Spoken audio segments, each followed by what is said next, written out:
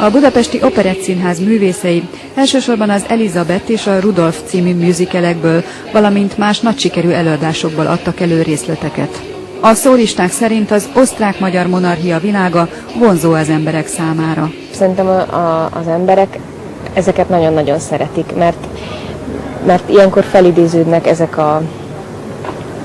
a kor, ezek a ruhák, ugye ezek mindig egyfajta szépséget nyújtanak. Ma már itt Farmerban és Topba kiállunk, és azért amikor meglátnak egy ilyen ruhát, akár ugye az Elizabeth ruháját, vagy a Vecsera Mária ruháját, vagy Stefánia ruháját, tehát hogy ezek így elröpítik abba az időszakba a nézőket, és ez mindig szerintem ez egy tök jó kis időutazás.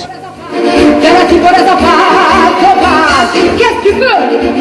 Csipket egyben ez a part során, és a földre hull a fákja, és a fűzőn sincs tovább.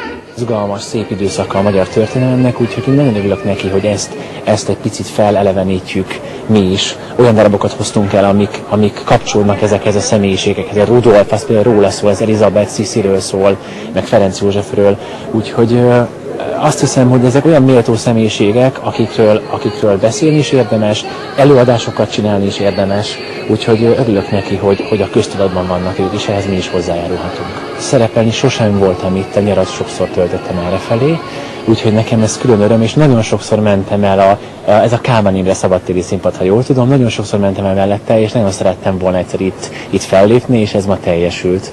Bálint Ádám mellett Jan Zakata, Nádasi Veronika, Vágó Zsuzsi, Németh Attila, Földes Tamás, Szabó Dávid, valamint a közönség nagy kedvence, Mészáros Árpád Zsolt lépett fel a siófoki előadáson. Az Operettszínháznak a játszott sikerdarabjaiból hoztunk el egy pár részletet, ami egy kicsit meg van kutyulva, ilyenkor ez mindig egy izgalmat ad nekünk, hiszen nem csak azokat a számokat énekeljük el, amiket a darabban otthon a színházban énekelünk, hanem így megcserélgetjük, egy kicsit megkutyuljuk, hogy az izgalom az teljes legyen. Meg hát évről évre megyünk mindenféle helyekre, mindenféle városokba ilyen rendezvényekkel.